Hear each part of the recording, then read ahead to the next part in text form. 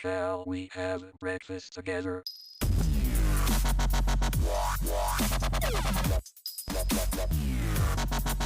Assalamualaikum warahmatullahi wabarakatuh. Alhamdulillahirabbil alamin. Wassalatu wassalamu ala asrofil anbiya'i wal mursalin Sayyidina Muhammadin wa ala alihi wa sahbihi ajmain. Amma ba'd. Pertama-tama yang paling utama, marilah kita panjatkan puji serta syukur kehadirat Ilahi Rabbi, yang mana atas rahmat dan berkahnya lah kita masih diberi kesehatan sampai sekarang ini. Tak lupa pula salawat serta salam semoga tercurah limpahkan kepada junjungan Nabi besar kita, Habibana wa Nabiyana Muhammad sallallahu alaihi wasallam, serta kepada sahabatnya dan pada tabi'innya hingga akhir zaman. Amin amin ya rabbal alamin.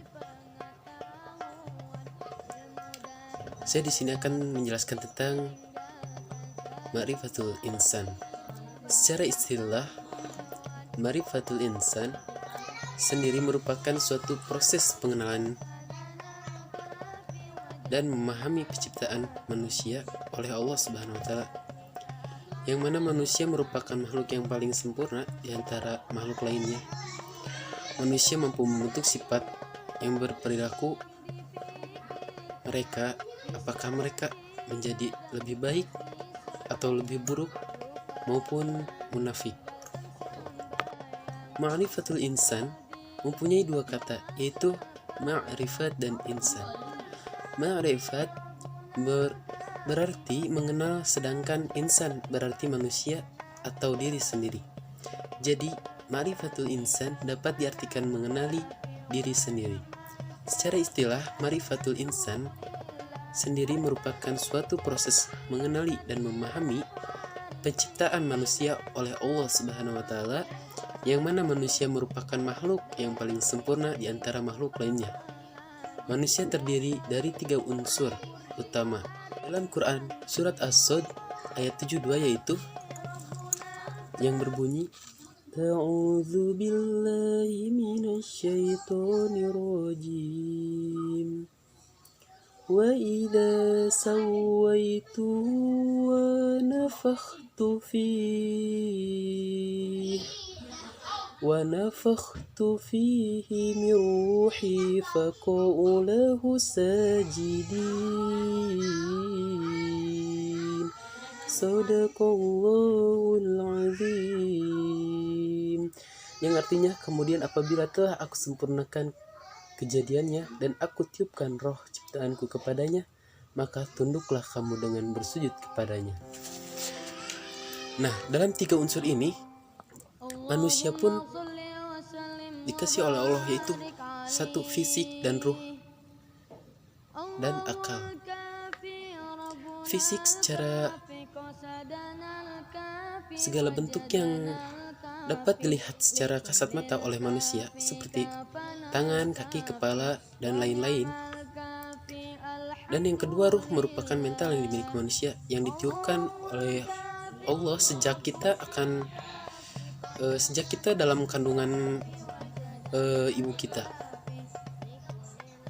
Dan yang terakhir yaitu akal. Hal ini merupakan hal yang membedakan dengan makhluk lain, yang merupakan unsur yang digunakan manusia untuk mampu berpikir dan lain-lain. Ketiga unsur tersebut hendaknya harus selalu kita syukuri dengan cara menjaga dan mengembangkan unsur-unsur tersebut. Manusia sendiri memiliki beberapa keistimewaan jika dibandingkan dengan makhluk lainnya. Keistimewaan tersebut dapat dilihat dari berbagai segi, antara lain 1. Segi penciptaan. Dalam Quran surat At-Tin ayat 4, manusia adalah satu-satunya makhluk yang diciptakan Allah dengan sebaik-baiknya. Yang kedua, segi ilmu. Allah menciptakan manusia dengan kelengkapan otak dan potensinya agar manusia mampu mengembangkan diri dan alam sekitarnya. Yang ketiga, segi kehendak.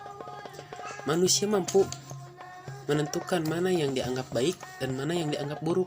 Ketika ilmu belum mampu mengarahkan dia kepada kebaikan. Nah, yang keempat, segi posisi. Manusia diberi kedudukan yang tinggi di antara makhluk Allah yang lainnya, yaitu sebagai khalifah dan pemimpin di muka bumi ini. Maka dari itu, manusia sangat dimuliakan. Segi yang kelima, segi kemampuan berbicara. Manusia juga diberi mulut dan kemampuan berbicara dengan karakter bahasa mereka masing-masing. Yang keenam, segi tendensi moral. Manusia mampu membentuk sifat dan perilaku manusia, apa mereka menjadi baik, buruk, maupun munafik. Tujuan manusia diciptakan di dunia ini antara lain: 1. Beribadah kepada Allah.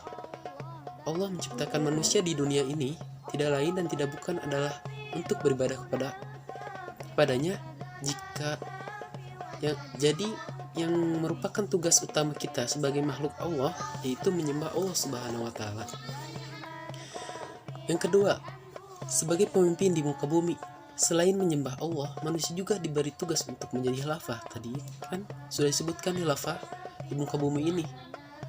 Maka tugasnya, segala kelebihan yang dimiliki manusia dituntut untuk memanfaatkan segala sumber daya yang ada di muka bumi ini dengan sebaik-baiknya.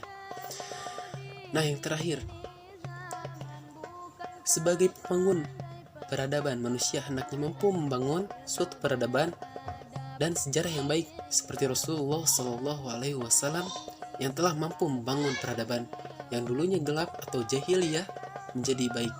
Nah, itulah teman-teman penjelasan dari saya, Ma'rifatul Insan, yang sedikit saya jelaskan. Semoga bermanfaat bagi kalian semua, khususnya bagi saya yang menyampaikannya. Mohon maaf apabila ada kesalahan kata atau dalam video ini. Wassalamualaikum warahmatullahi wabarakatuh.